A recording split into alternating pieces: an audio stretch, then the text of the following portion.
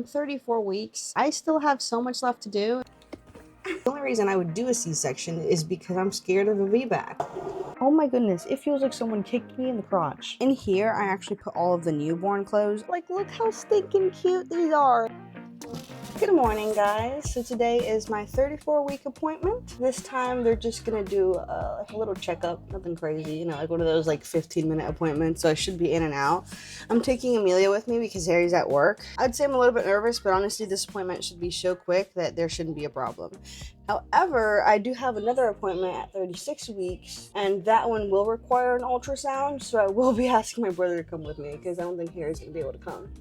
And after that, they're actually giving me an ultrasound every single week after that. I think because I had a C-section and I'm planning to do a VBAC, they need to make sure the size of the baby and make sure that I'm going to be capable of having this baby vaginally. So, hoping for the best. She does feel like a big baby, but hopefully not too big. I don't know. I'm nervous. I don't really see myself giving birth before 39 weeks, just because with Amelia, I gave birth at 39 weeks in like 4 days, and my mom, with both her babies, had them like 39 weeks in like a couple of days.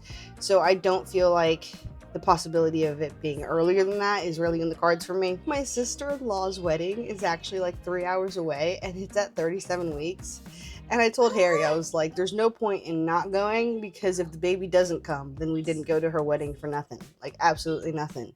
And I don't see myself giving birth that early. I'm like, 38 weeks, maybe, but 37 weeks, I just don't see that happening. But that would be crazy if it does.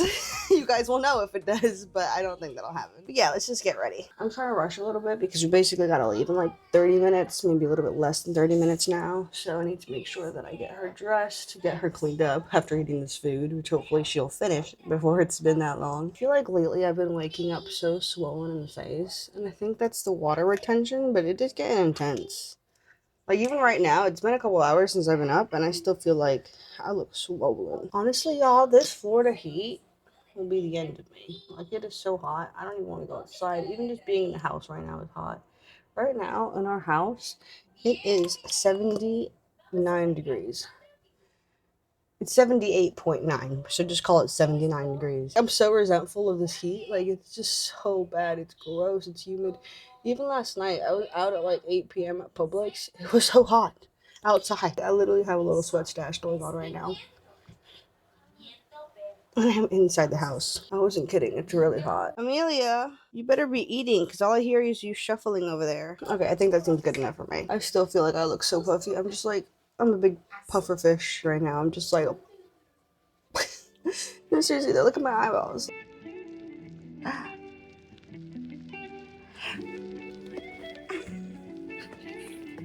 Crazy girl. Another day, another coffee.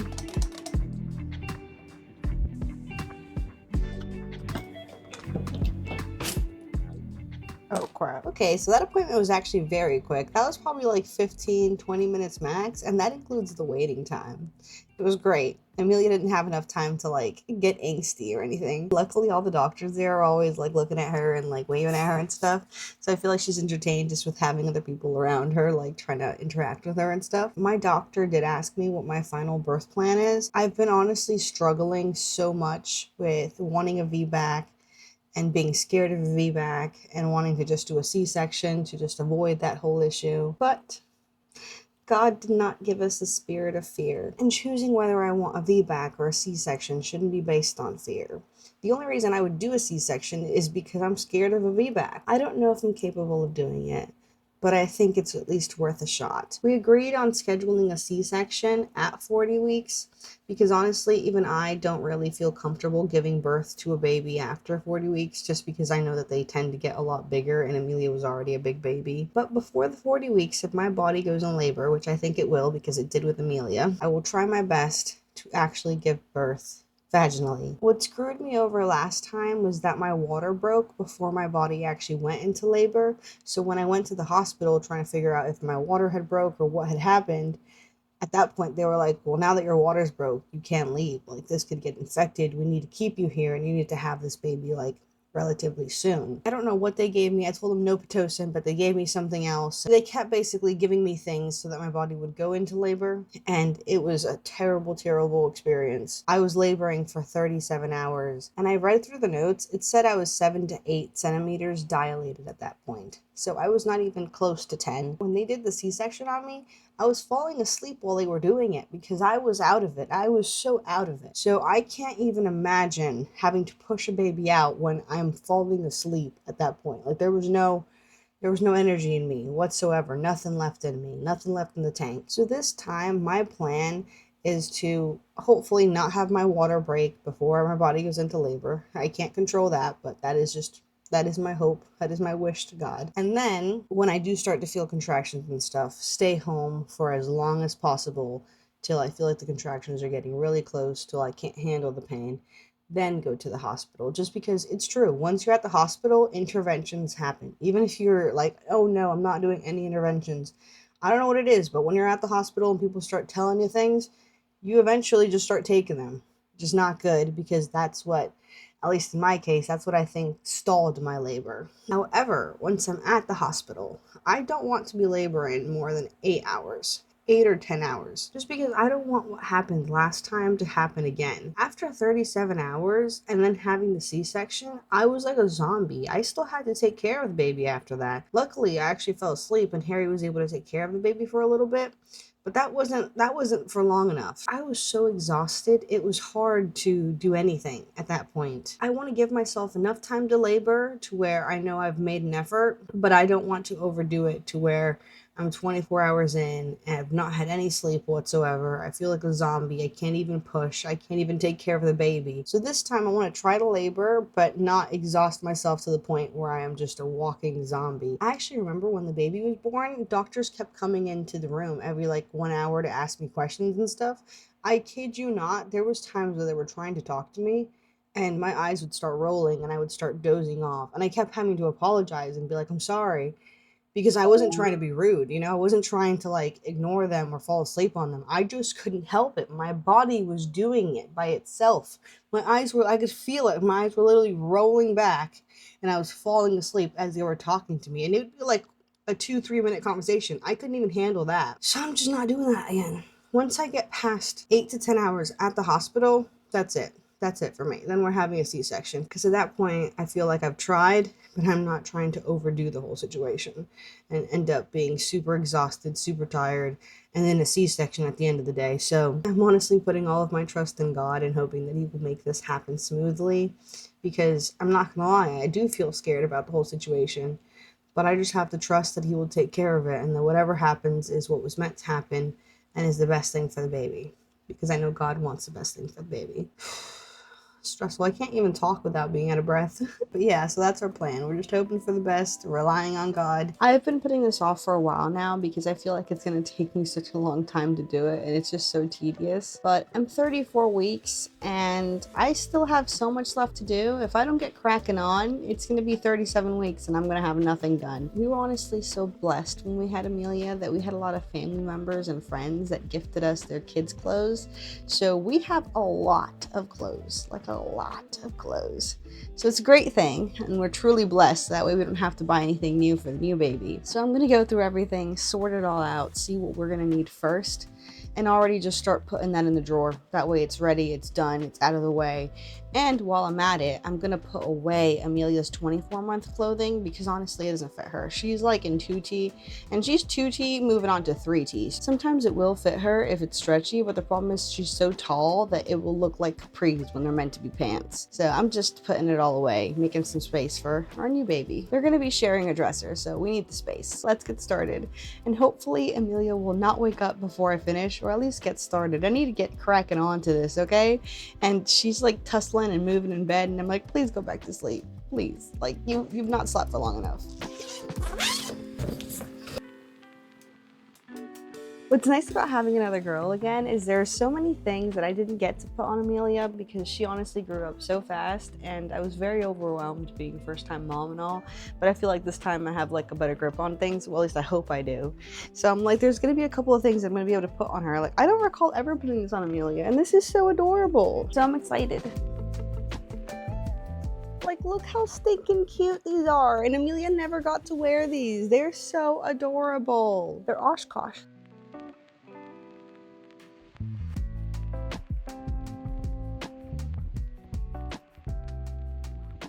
This is my second coffee of the day. I was literally up till like 5 a.m. last night trying to fold all of these clothes and organize them. That was so exhausting, but I had to get it done because yesterday Amelia actually woke up before I finished, and I realized it's just not really doable with her around because she was just unfolding everything I folded, and she wasn't intentionally doing it. She just wanted to jump on the bed or get off and on the bed, or she just wanted to be silly. But when she was doing that, she'd like bump the clothes and just unfold a whole stack of clothes. And I'm just like, I'm never going to finish at this rate. And she's also, it's not fair to her, you know, like to basically be like, hey, you can't really do anything besides play in this tiny little corner, because if you do anything on the bed, you're going to ruin everything. And I didn't want to be upset with her. Obviously, it's not her fault. So I was like, I'm just going to do it while she's sleeping. And I did, but it took me so long. I ended up eating super late too because I was starving. I hadn't even ate. I was literally just folding clothes for hours. That was crazy. 5 a.m. is literally when I went to sleep. But I got it done. So it's sorted. It's out of the way. One less thing I don't have to think about.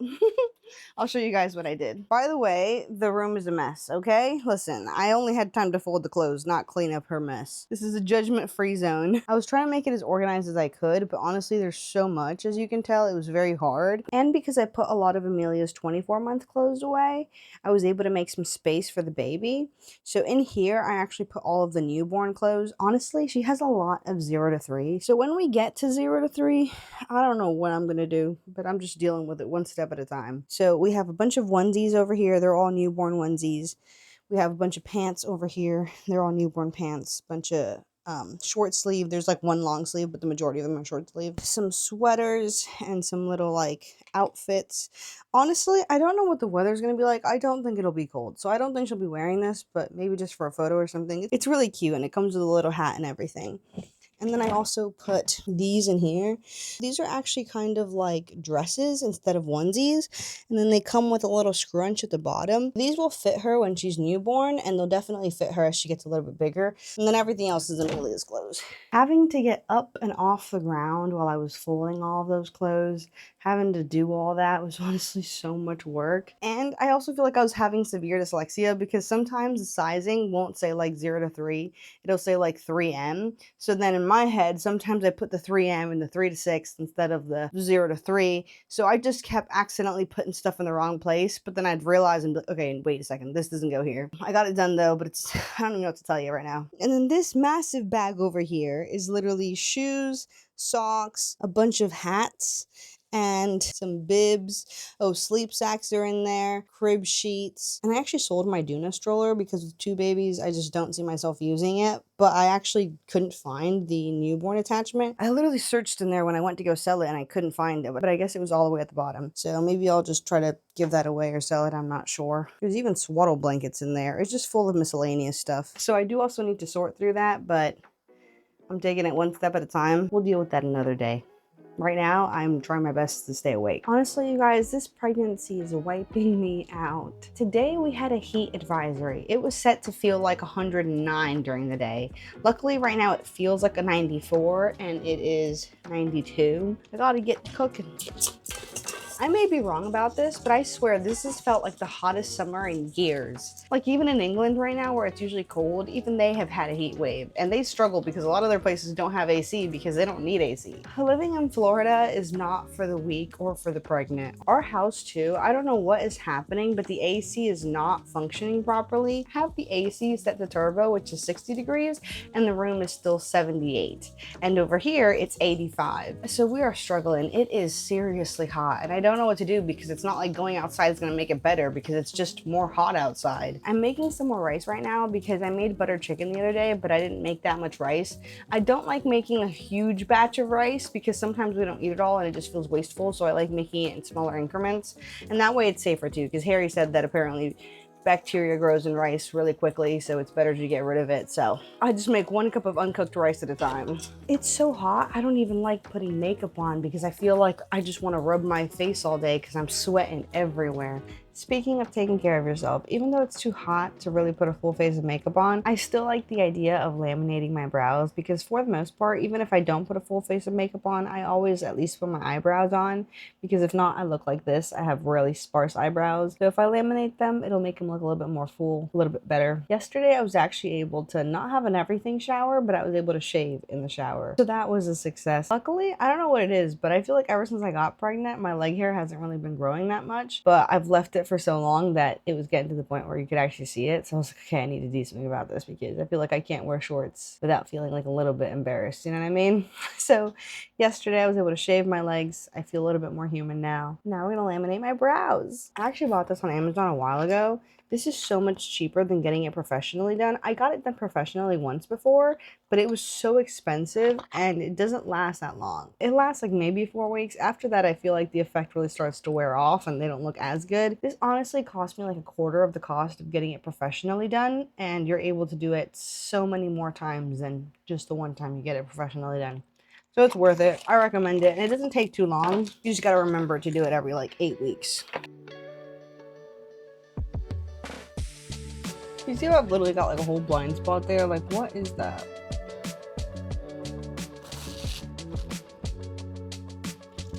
I know I look crazy, but just trust the process, okay? There's no more coffee. I'm pretty upset about that.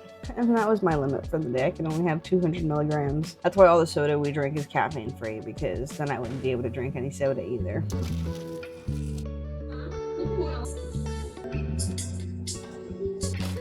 Workout. And that's it. It doesn't take very long. It would look a lot better if my eyebrows were more full, but that's what I got to work with, so that's why I fill them in. Which is what we're gonna do right now. And now they look better. Not perfect, but better. What can you do?